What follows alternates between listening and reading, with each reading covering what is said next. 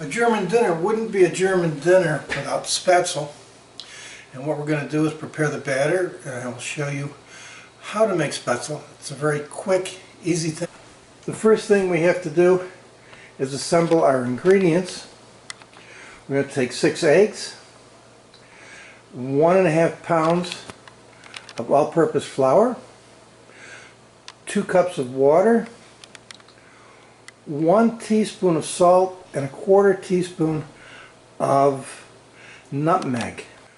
Although it's not necessary, I like to sift my flour and my spices together. This is called a tammy, and this is nice. I think it's easier to mix the flour when it's been sifted, but it doesn't have to be done. I like the soup because it mixes in the salt and the nutmeg evenly.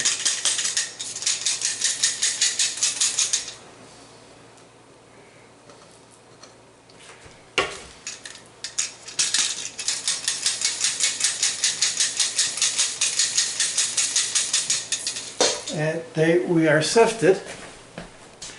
What we're going to do next is take our eggs, whisk our eggs together.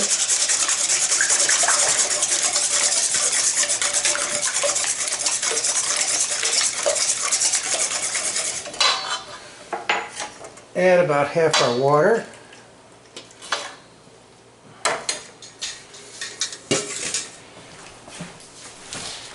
And add our flour.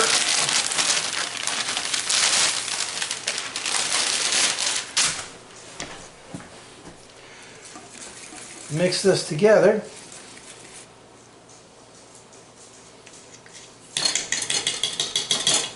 Add the rest of our water. And I'm going to mix this with a spatula rather than a whisk, because the dough tends to get stuck in the tines of the whisk.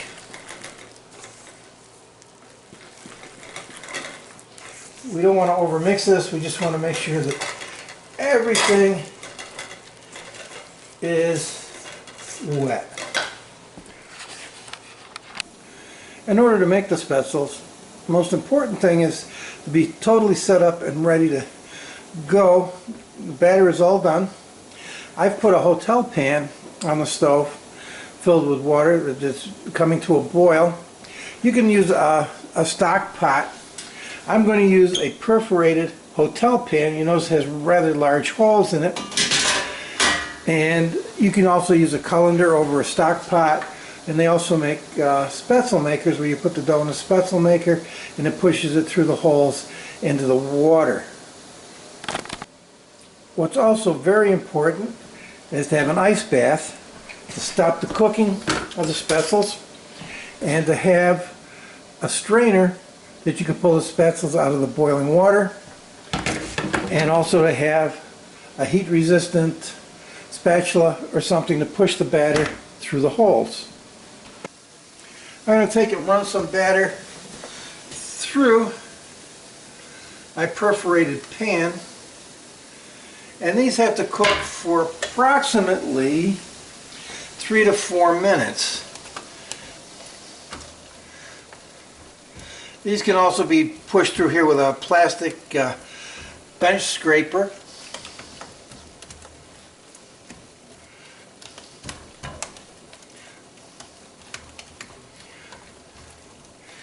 Now you don't want to do too much at once, because the ones in the water will be all cooked and the ones on top won't be able to go through the holes.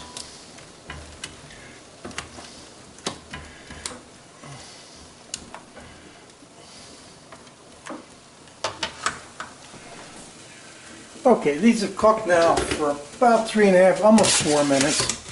We're going to drain them and put them in the ice bath.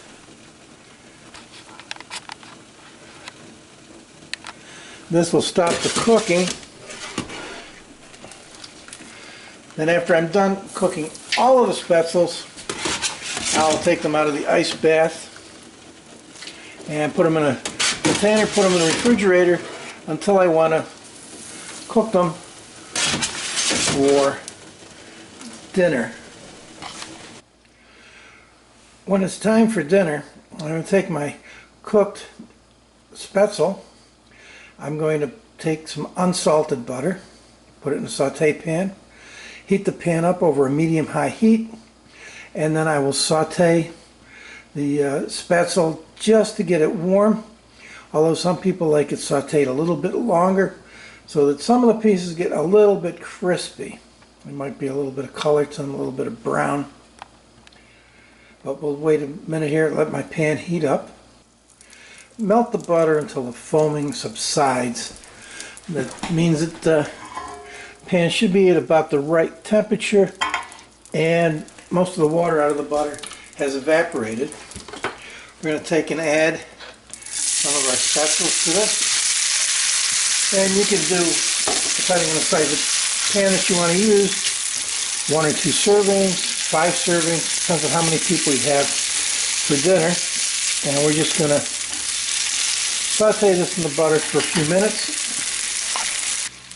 I do like to get some of them just slightly crispy. That's just my personal preference.